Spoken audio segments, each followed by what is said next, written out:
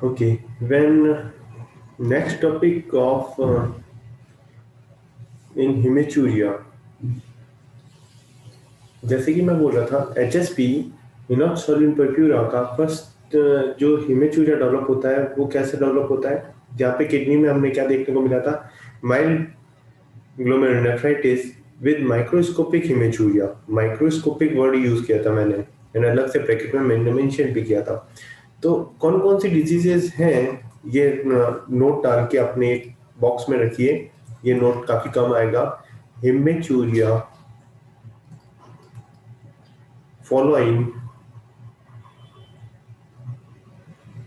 hematuria following upper respiratory tract infection। तो इनको किस तरीके से हम पहचाने, अगर अपर रेस्पिरेटरी ट्रैक्ट के बाद में इमीडिएटली लेस देन 1 वीक अगर हेमेचूरिया डेवलप होता है तो उसके लिए क्या वर्ड है, सिम्फेरिंजाइटिक, सिम्फेरिंजाइटिक या सिम्फेरिंजाइटिस। ओके, और इस कंडीशन में कौन सी डिजीज आती है, इसको हम बोलते हैं आईजीए नेफ्रोपैथी।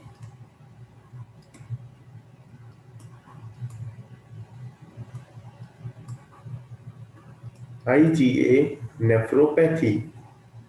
सेकेंड कंडीशन, जहां पे ग्रेटर देन 1 वीक टाइम लगे, means upper respiratory tract infection होने के 1 वीक से ज्यादा के बाद में हेमेचूरिया डेवलप होने लगे, तो उसको हम बोलते हैं कंडीशन को delayed haematuria. Delayed, and greater का मतलब कुछ भी हो सकता है, तो इसका मतलब ये होगा कि इसको भी फर्दर डिवाइड करना पड़ेगा कि 1 to 2 वीक के अंदर डेवलप हो रहा है, तब कौन सी डिजीज कंडीशन आती है, यही HSP। ओके, एंड अगर 2 to 3 वीक्स में अगर डेवलप हो रहा है तो वहां पे आता है पोस्ट स्ट्रेप्टोकोकल ग्लोमेरुलोनेफ्राइटिस, PSGN। इनके बारे में हम जब किडनी पढ़ेंगे, नेक्स्ट हमारा सिस्टम किडनी है, तो जब हम किडनी डिस्कस करेंगे तब मैं आपको वहाँ पे इनके बारे में बताऊंगा। बट अभी के लिए ये वाला चार्ट में हमारे लिए HSP इंपॉर्टेंट था, जिसका डिफरेंशिएटिंग बताना था मेरे को, तो वो मैंने एक्सप्लेन किया है। अब नेक्स्ट डिजीज स्टार्ट करते हैं। नेक्स्ट डिजीज है हमारे पास में बेचेट डिजीज।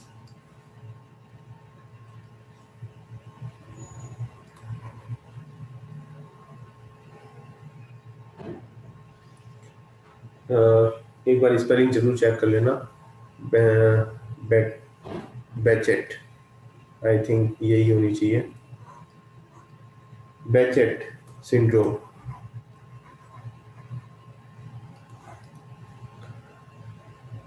बेचेट सिंड्रोम में पहला क्वेश्चन ही यही बनता है कि ये कौन से HLA मीडिएटेड है, HLA-B5, और second variant is the HLA-B51। तो अगर ऑप्शन B5 नहीं है तो इसका मतलब हमारे को आंसर नहीं आता, no. One variant is B51। Okay,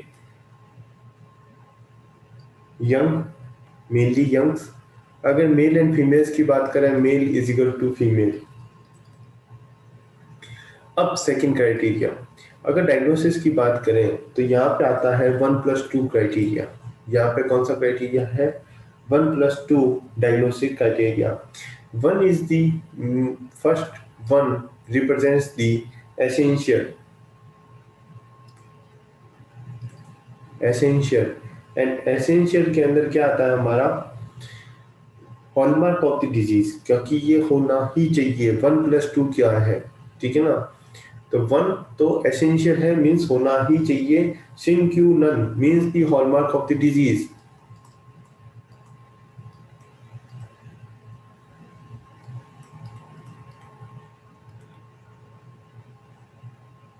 it is the hallmark of the disease.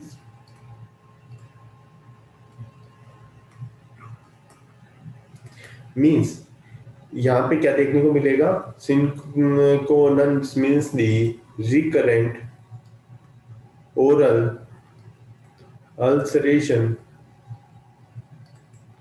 Recurrent oral ulceration. And इनके करेक्टर क्या रहेंगे, जो ये अल्सर्स होंगे ये डेफिनेटली क्या होंगे, painful. And second thing, it is subsided without leaving the scar, living the scar. तो ये इसके करेक्टरिस्टिक है। Recurrent oral ulcer is the essential symptom or the diagnosis or the hallmark of the disease। किसी भी तरीके से कुछ भी पूछ ले, आपका आंसर गलत नहीं होना चाहिए। It is painful and subsided without leaving the scars। कोई स्कार वगैरह कुछ भी नहीं लगता। अब हम बात करेंगे सेकंड नॉन एसेंशियल की, जिसके अंदर टोटल 4 पॉइंट है। 4 में से कितने आने चाहिए हमारे पास में, 2 आने चाहिए to confirm the diagnosis of the Behcet disease. Okay, तो नेक्स्ट सेकंड पॉइंट है हमारा non essential. Non essential and non essential के अंदर कौन सा रहेगा, first recurrent genital ulcer, recurrent genital ulcer. Okay, अब एक चीज रिकरेंट जेनिटल अल्सर के बारे में मैं बता देता हूं। इट इज एक्चुअल में it is less common but it is more specific. Okay, अब क्वेश्चन क्या पूछा जाता है, बेचेट डिजीज में जो जेनिटल अल्सर्स होते हैं वो कौन से पार्ट को इन्वॉल्व नहीं करते हैं, तो देखिए never involve, never involves the glands, never involves the glands and or urethra, glands or urethra। okay, then second, इसके अंदर मैं टोटल 4 पॉइंट बताने वाला हूं, जिसमें से हमारा 2 पॉइंट आने चाहिए। तो सेकंड पॉइंट इज दी आई। आई के अंदर क्या मिलेगा हमारे को, bilateral anterior uveitis, bilateral anterior uveitis, जिसको हमने क्या वर्ड दिया है, हाइपोपियन।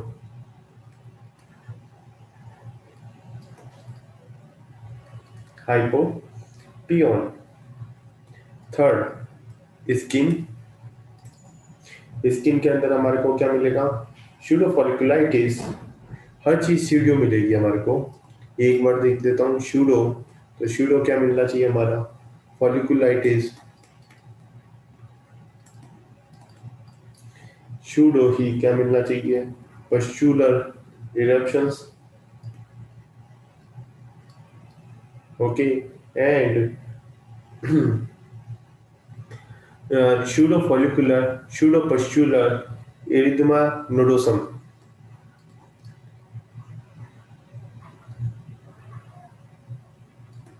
Erythema nodosum.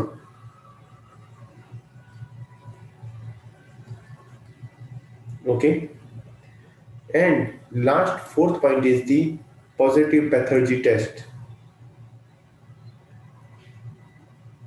Positive pathology test. अभी टाइम की शॉर्टेज है, तो आप पैथोलॉजी टेस्ट को अपने टेक्स्ट बुक से क्लियर कर सकते हैं। बट हमारे को ये याद रखना है, ये 4 पॉइंट हैं, जिसमें से मिनिमम कितने पॉइंट आने चाहिए, 2 पॉइंट आने चाहिए for the diagnosis of the Behcet disease. Okay, other diagnosis of the, for the diagnosis of the Behcet disease हमारे को क्या क्या मिलेगा, यहाँ पे हमारे को मिलेगा thrombophilia and thrombophlebitis, thrombophlebitis,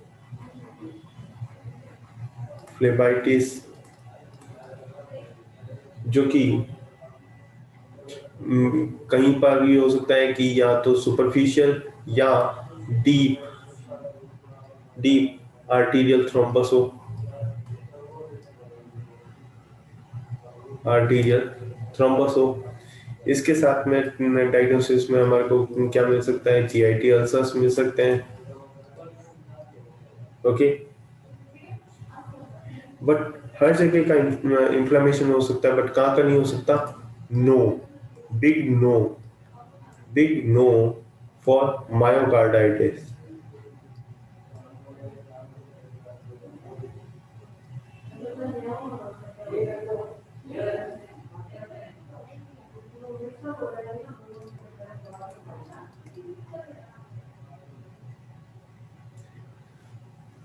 then start करते हैं हमारा next topic. It is SLE, systemic lupus erythematosus. बहुत इंपॉर्टेंट टॉपिक है। इससे कई सारे क्वेश्चंस बनते हैं, क्योंकि इसके जो डायग्नोस्टिक पार्ट है उससे कई सारे क्वेश्चंस बनेंगे। तो SLE अगर कनेक्टिव टिश्यू से क्वेश्चन आता है तो SLE से हमेशा क्वेश्चन पूछा जाता है। ठीक है, तो SLE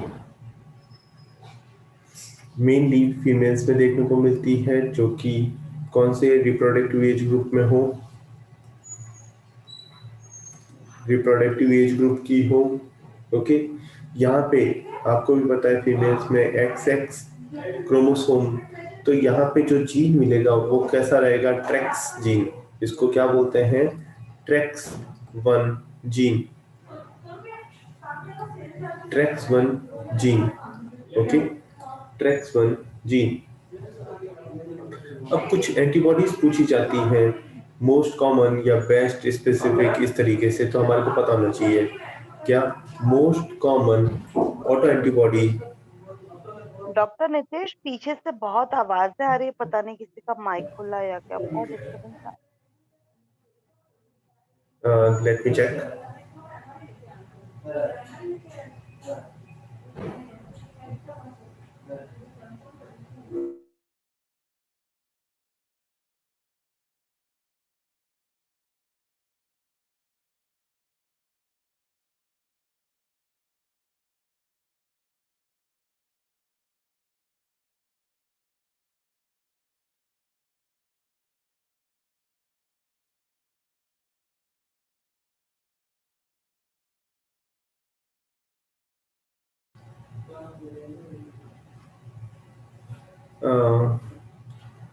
okay, most common auto antibodies,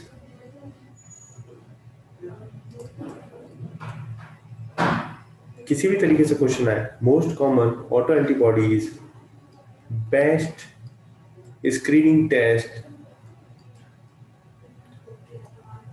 best screening test for the SLE, और most sensitive test, most sensitive test.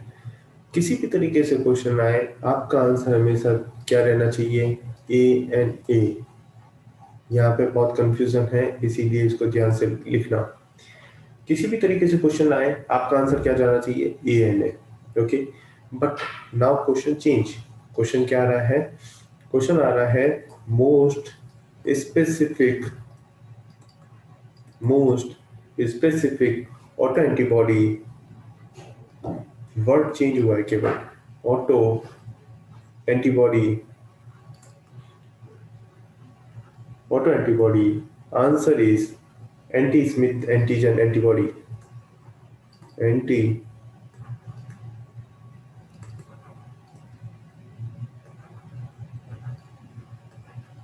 Antibodies, जो कि स्पेसिफिसिटी कितनी रखती है? 25 to 30%। तो अगर वर्ड आता है मोस्ट स्पेसिफिक, तो आंसर जाना चाहिए anti Smith antigen antibody. But ये तो स्पेसिफिसिटी कितनी है? 25 to 30% ही है। बट हमारे को क्या चाहिए? Highly specific. क्या चाहिए हमारे को? Highly specific auto antibody. तब आंसर चेंज हो जाएगा, क्योंकि वर्ड चेंज हुआ है, हाईली। तो आंसर क्या जाएगा हमारा? Anti DS DNA, anti DS DNA, okay, जिसकी स्पेसिफिसिटी कितनी रहती है 70%। तो इसके कंपेयर में क्या हुआ, ये हाईली स्पेसिफिक हुआ। ओके, तो जहां पे अगर ये तो सारा हुआ हमारा, अगर एसएलई से किसी भी तरीके से क्वेश्चन बनता है, ये सारे क्वेश्चंस हैं और इससे बाहर कोई भी क्वेश्चन नहीं पूछा जाएगा। बट कई बार ओवरलैप करता है जोग्रंस के साथ में, तो जोग्रंस के साथ में जब भी ओवरलैप करेगा तब वहां पे हमारे को क्या देखने को मिलेगा, कौन सी एंटीबॉडी देखने को मिलेगी, anti Ro and anti La antibodies देखने को मिलेगी। कब, जब वो जोग्रंस के साथ में, जोग्रंस के साथ में ओवरलैप हो। Okay, overlap with the Sjogren's, देन वो आपको पूछेंगे highly specific antibody for confuse you. But answer हमेशा क्या जाना चाहिए, जहाँ पे भी ओवरलैपिंग है तो वहां पे आंसर हमारा जाएगा एंटी लो एंड एंटी ला। अगर एंटी लो एंड एंटी ला से अगर क्वेश्चन पूछना होगा तो वो क्वेश्चन किस तरीके से पूछते हैं, देखिए, all except, all except bad prognosis.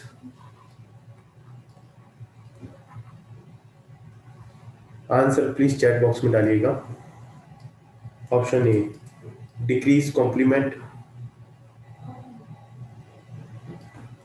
B decrease platelet, C increase DS DNA,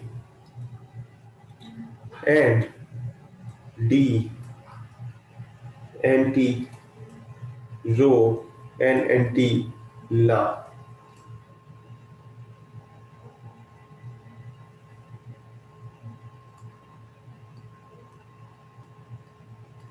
please chat box में आंसर डालिए।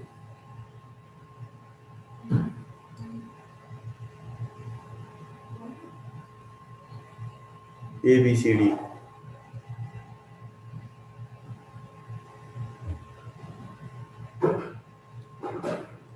ये चीज आंसर आ रहा है, रितिका का आंसर सही है।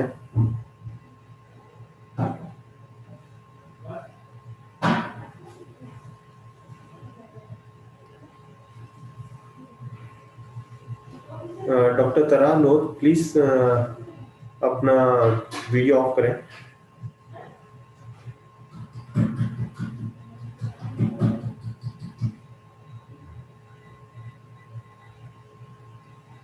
Okay, thank you. आंसर इसका anti Ro and anti La है definitely. It is the active phase ना, it is the active phase and showing the bad prognosis also. But हमने तो ऑल एक्सेप्ट करके पूछा है, तो ऑल एक्सेप्ट में आता है आंसर कि इसके साथ में हमारा बैड प्रोग्नोसिस नहीं शो होता है, इसीलिए ये क्वेश्चन मैंने यहाँ पे पूछा आपको। ठीक है,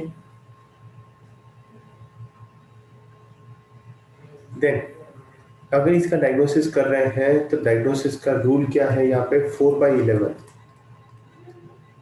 ठीक है, 4/11। तो 4/6 का क्राइटेरिया हमने अभी पढ़ा था, तो यहाँ पे 4/11 का क्राइटेरिया है, मीन्स टोटल हमारे पास में 11 सिम्टम्स हैं एंड 11 सिम्टम में से टोटल कितने प्रेजेंट होने चाहिए, 4 प्रेजेंट होने चाहिए। लाइन से याद रखिए। ठीक है, लाइन से याद रखने का तरीका भी मैं बताऊंगा अभी आपको। पहले लिखिए 11 सिम्टम्स क्या क्या है। Malar rashes, malar rashes, then second discoid rashes, discoid rashes. Third is the photosensitivity.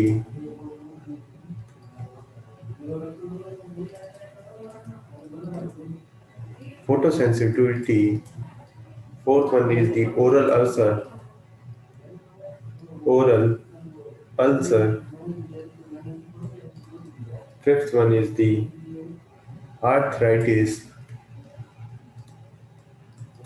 Arthritis and red line में लिखिए arthritis of non erosive type. Non, red में लिखने का मतलब है कुछ भी भूल जाओ, ये लाइन नहीं भूलनी है। Non erosive, okay. Then sixth point is the serositis. Serositis. Seventh point is the kidney, and kidney में क्या देखने को मिलेगा? Proteinuria.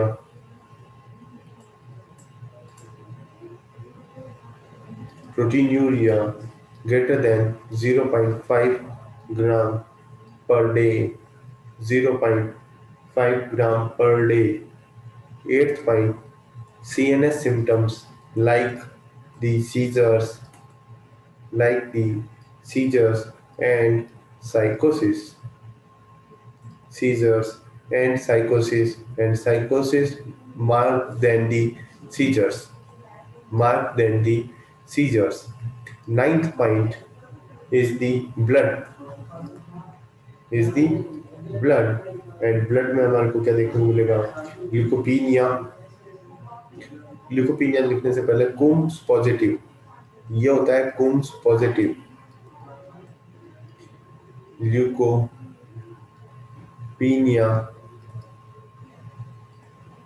लिम्फोपीनिया,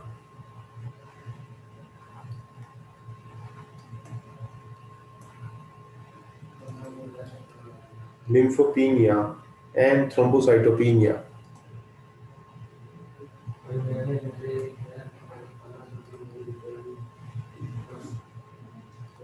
Thrombocytopenia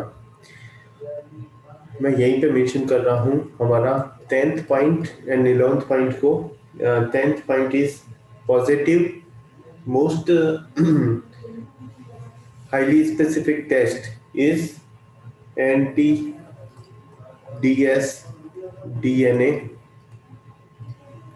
and last point is the ANA, जो कि क्या बताया था? Most specific, most sensitive test है, बेस्ट स्क्रीनिंग टेस्ट है ना? तो हमारा ANA पॉजिटिव। इनको याद रखने का एक साथ तरीका क्या है जो मैं यूज करता हूँ वो मैं बता रहा हूँ। बाकी आप अपने हिसाब से अपनी बना सकते हैं।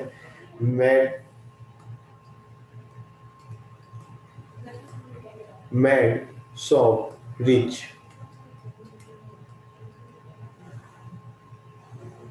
जिस सीक्वेंस में लिखा है उसी सीक्वेंस में अपने को याद रखना है। Mad shop rich, okay. Sorry.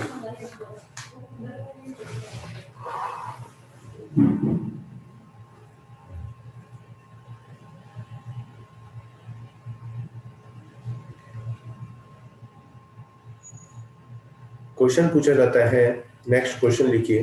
Question पूछा जाता है most common presentation. Please answer chat box में डालना। Most common presentation of SLE। Most common presentation: A oral ulcer, B malar rash, C arthralgia,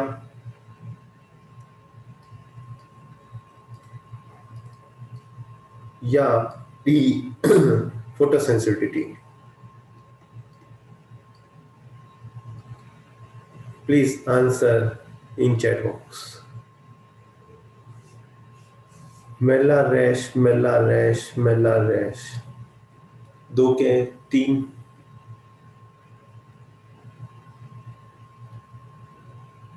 लिखिका Mela rash, लिखिता arthralgia.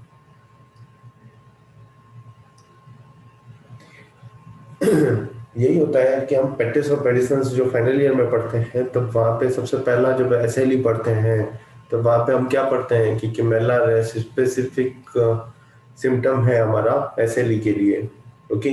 But most common presentation की बात कर रहे हैं तो most common presentation is arthralgia greater than 95% patient किसके साथ में आएंगे आपके पास में? प्रेजेंटेशन मतलब किसके साथ में आपके पास में आएंगे? आर्थ्रेल्जिया के साथ में। सेकंड सिम्टम आएगा आपका photosensitivity 80% patient, sorry 70%, malar rash. तो आपको आपका आंसर मिल गया। Answer is C. Answer is C, arthralgia. एक क्वेश्चन पूछा जाता है, बहुत मोस्ट कॉमन क्वेश्चन है, drug induced lupus. Drug induced lupus के अंदर मोस्ट स्पेसिफिक एंटीबॉडीज कौन सी मिलती है? The answer is anti histone antibodies. अगर ड्रग इंड्यूस्ड ल्यूपस है तो आंसर क्या आना चाहिए? Anti histone antibodies. जितने स्टार लगाने हैं लगा सकते हैं आप। ओके, तो दैट्स इट कि ये हुआ हमारा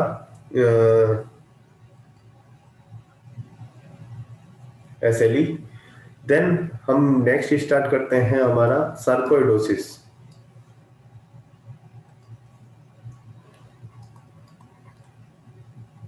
सार्कोइडोसिस एंड सार्कोइडोसिस आपको भी पता है, it is the chronic multi, चलो लिख ही लीजिए, it is the chronic multi system disease where the infiltration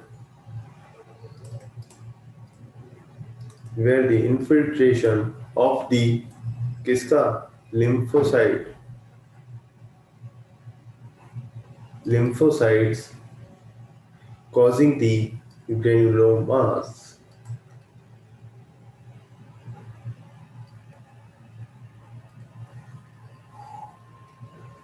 अगर डेफिनेशन पता होती है तो कई सारी डिजीज के बारे में तो हमारे को पता ही चल जाता है।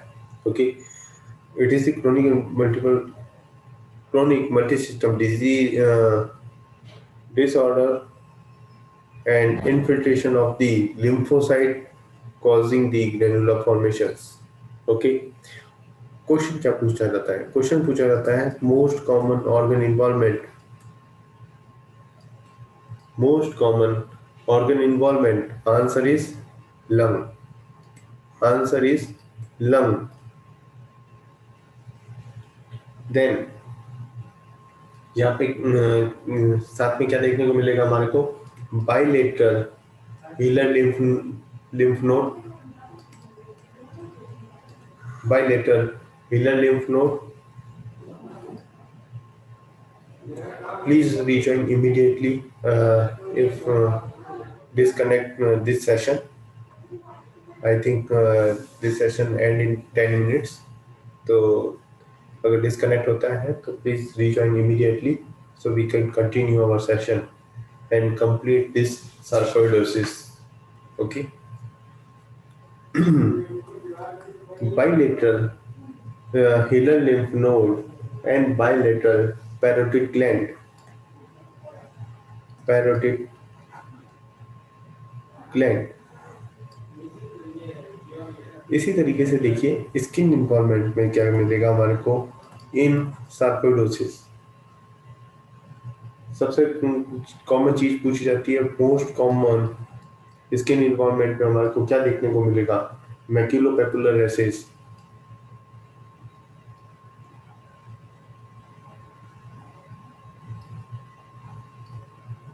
मैक्यूलोपेपुलर रैश। ओके, देन नेक्स्ट हमारे को स्पेसिफिक फाइंडिंग्स देखने को मिलती है और वो क्या रहता है? Erythema nodosum.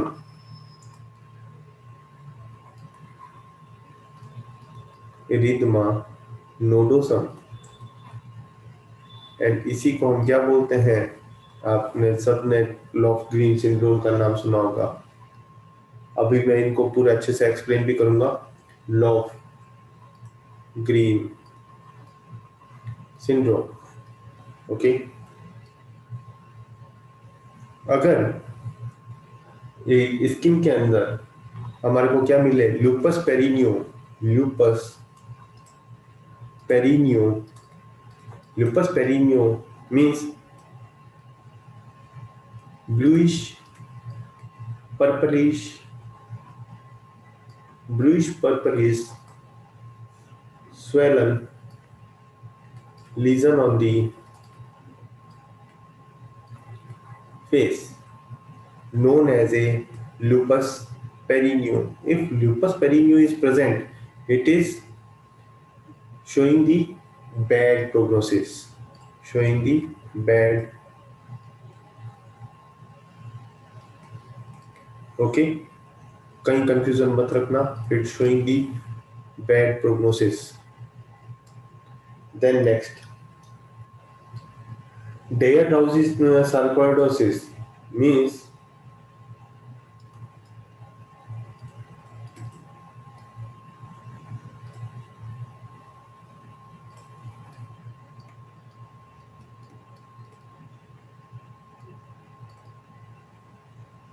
Deyer-Drowsy sarcoidosis means the subcutaneous nodules on the truncal upper limb and lower limb. यहाँ पे जो सबक्यूटेनियस नोड्यूल्स मिलेंगे वो कहाँ पे मिलेंगे हमारे को,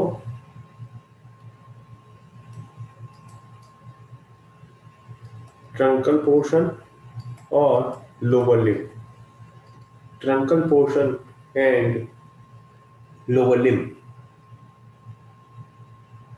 एक सीएनएस इन्वॉल्वमेंट से क्वेश्चन पूछा जाता है, लाइक न्यूरोसार्कोइडोसिस, न्यूरोसार्कोइडोसिस,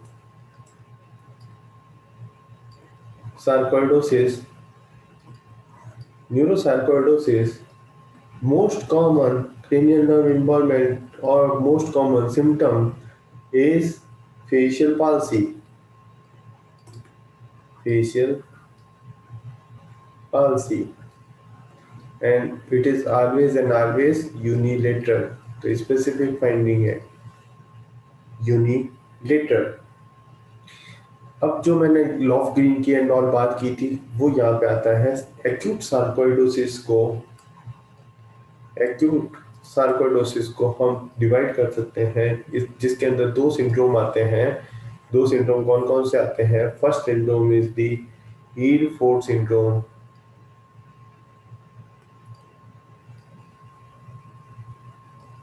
हील फोर्ड का दूसरा नाम क्या है?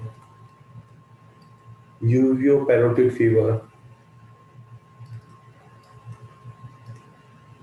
Uveoparotid fever, and second Lofgren syndrome,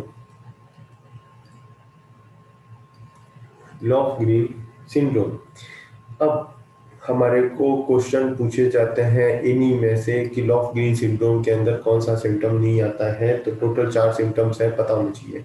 first is the fever, second one is the bilateral parotid enlargement,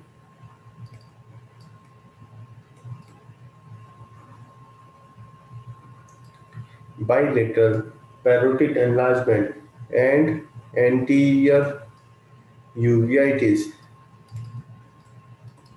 anterior uveitis, and last one is the facial nerve palsy.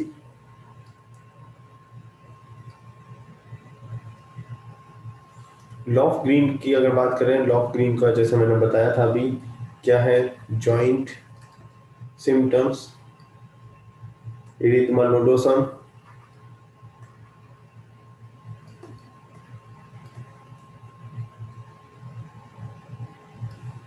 and last one is the bilateral hilar lymph node enlargement, bilateral hilar lymph node enlargement. Okay,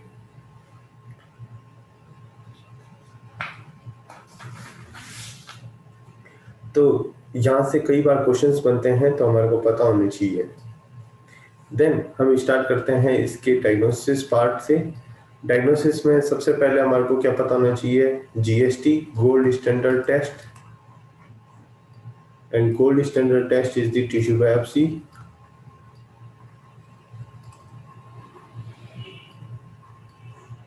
Gold standard test is the tissue biopsy, and आपको पता है कि वहाँ पे ultimately क्या किया था हमने? ग्रेनुलोमा फॉर्मेशन किया था। तो यहाँ पे क्या मिलेगा? ग्रेन्यूलोमा, जो कि मेनली क्या होगा? Non caseating type, non.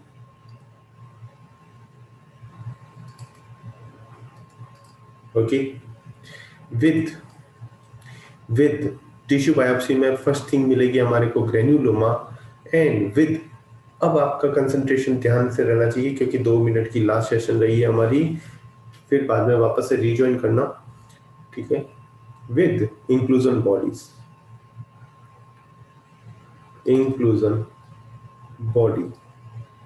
और क्वेश्चन कहाँ से बनता है कि कौन कौन सी इंक्लूजन बॉडीज हमारे को सार्कोइडोसिस में देखने को मिलती है? तो याद रखने का सिंपल तरीका, सार्कोइडोसिस में से केवल सार को मेंशन कर दो, means the S represents the Sumona bodies,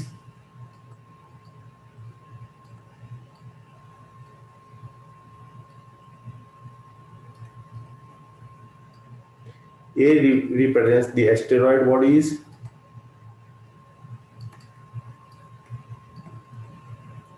and R represents the residual bodies.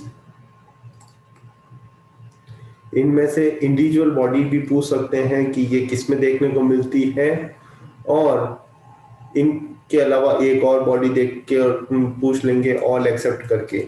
Mainly हमारे को एस्टेरॉइड बॉडी या रेजिडुअल बॉडी या सुमान बॉडीज पूछी जाती हैं कि ये किस में देखने को मिलेगी। हमारे को हमारा आंसर पता होना चाहिए, it is sarcoidosis. Okay, with sarcoidosis हमने टिश्यू बायोप्सी में क्या देखा? Granuloma, then inclusion body plus increase CD4 count, increase CD4 count. Okay, तो ये 3 कंडीशंस हमारे को पता होनी चाहिए with this Schaumann asteroid and residual body. जितने स्टार्स लगाने हैं, ये भी पॉइंट आपका बहुत इंपॉर्टेंट है, इसको बॉक्स में डाल के जरूर रखना।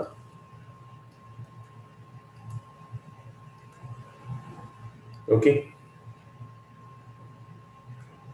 देन हमारा स्टार्ट होता है chest x ray. Next diagnosis is the chest x ray.